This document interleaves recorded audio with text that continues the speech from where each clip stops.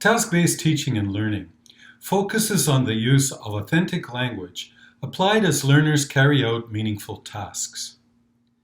In this 15-minute video, we'll look at what a task is, what a task cycle looks like, task focus, and description and implementation of tasks. I'd like to start with an example of a task cycle. First, let's do a pre-task. The pre-task prepares or primes students for the topic.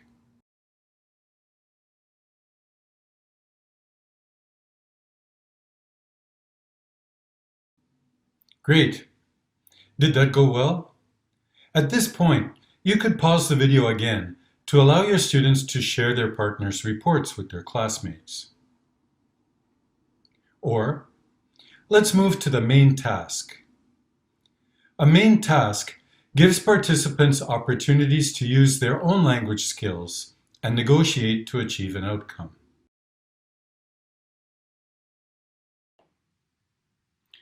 Working in groups of 3, tell the story of my friend John's bad day. Pause the video here if you'd like to carry out the main task. Good. Would anyone like to tell their story?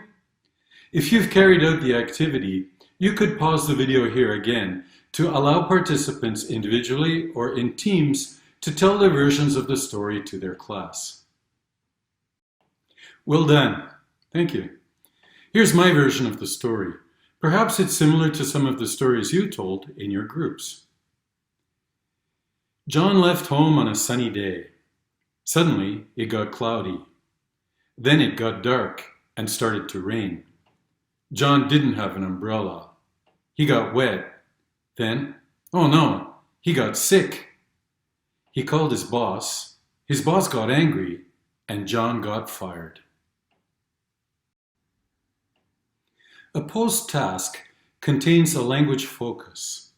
It offers an opportunity to examine features of the task and provides opportunity to review each other's work and offer feedback.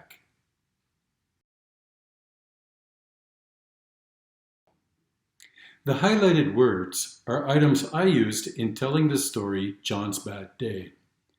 The post-task instructions are: in groups of 3, make sentences using 3 got collocations from the table. You could pause the video here as participants carry out the first step of the post-task. In the second step of the post-task, the class could discuss these 2 questions. How many of these got collocations are new to you? How did or would you use them? Let's look at 3 definitions of task. Those of Ellis, Willis, and Skehan. As we look at Ellis's 4 descriptors, we can determine that learners derive or process meaning from input, for example, their readings and listenings. The 4 main characteristics: a task has a primary focus on meaning. Second, a task has a gap, for example, an information gap, a reasoning gap, or an opinion gap. Third, participants rely on their own linguistic and non-linguistic resources to complete the task. So you notice here that they're not just regurgitating what the teacher wanted them to say. Fourth, a task has a clearly defined non-linguistic outcome. Task-based teaching is derived from a communicative approach. So tasks are activities where the target language is used by the learner for a communicative purpose in order to achieve an outcome. A task is an activity in which meaning is primary. There is a relationship to comparable real-world activities. Task completion is prioritized. The task is assessed in terms of outcome. In essence, tasks promote language acquisition by activating the types of language and interaction learners require. Let's look at how a task cycle works. We'll refer to the Ellis model and the Willis model. In the Ellis model, we have the pre-task stage, the during-task stage, and the post-task stage. In the pre-task stage, the teacher presents what is expected from students. The teacher may give a model and prime students with key vocabulary and functional or grammatical structures. Students are responsible for selecting the appropriate language. During the task, students carry out the task, usually in small groups, and the teacher observes or offers counsel. In the post-task stage, if students have produced tangible linguistic products, they can review each other's works and offer feedback. The during task phase demonstrates the student-centeredness of this approach. The post-task stage can be compared to the debriefing of project-based learning. Willis offers another task cycle example. The pre-task is very similar to the Ellis model. The teacher explores the topic with the class, highlighting keywords and phrases and helping students with task instructions. In the task stage, students do the task, the teacher monitors, and students plan and prepare to report. Then the students make their reports to the class or they exchange reports with each other, and the teacher helps students compare results. In this third stage, there's a focus on the language, an analysis of the language. The teacher examines the task features, text, or transcript. Then there's practice, where the teacher conducts a practice of new words, phrases, and patterns. Now, a task-based approach does not neglect grammar. The focus on form aspect of a task-based approach has often been compared to, or sometimes confused with, PPP, presentation, production, practice, which isolates one or two specific forms, for example, grammatic structures or functions, and then learners produce them. There, language is teacher-controlled, and success is determined by usage of these forms. In task-based learning and teaching, success is achieved by task completion. Regarding the focus on form in a task, the teacher's language input is in task planning. As the task is performed, the teacher monitors, listening and observing and noting. The teacher gives feedback, bringing students' attention to linguistic elements as they arise. It's reactive, implicit, and incidental. It can be called noticing. Students also notice, and they compare their L2 knowledge with the feedback. And tasks may be repeated as necessary. This is often a very valuable step. Note, in task-based learning and teaching, the focus on form is after learner engagement. We've talked about tasks focusing on form, but as you recall from our definition of task, there's also a focus on meaning. The teacher does not attempt to control students in task language. They use language as much as possible, even if some of it is inaccurate or if they make mistakes. Opportunities to use language for genuine communication are provided. Students think about what language to use. They search their own language repertoire, and success is determined by task completion. Let's have a look at some types of tasks. Pedagogical tasks may lack situational authenticity, but they must still have interactional authenticity.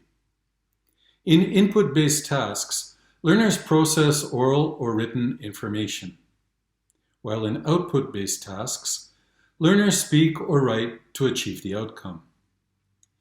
In focused tasks, specific target language is elicited. In unfocused tasks, the result is general examples. In one-way tasks, one participant holds all the information that needs to be communicated. The other participants receive that information. In two-way tasks, the information is split between participants. In open outcome tasks, there are a number of possible outcomes. while in closed outcome tasks, there is one or a limited set of outcomes. In monologic tasks, the burden is on a single speaker, one long, uninterrupted turn. In dialogic tasks, interaction among participants is necessitated. In convergent tasks, participants converge on a predetermined solution. In divergent tasks, students arrive at their own individual solutions. Have you done any of these task types before? You could pause the video here and discuss with your group which of these task types you have used before and in what contexts.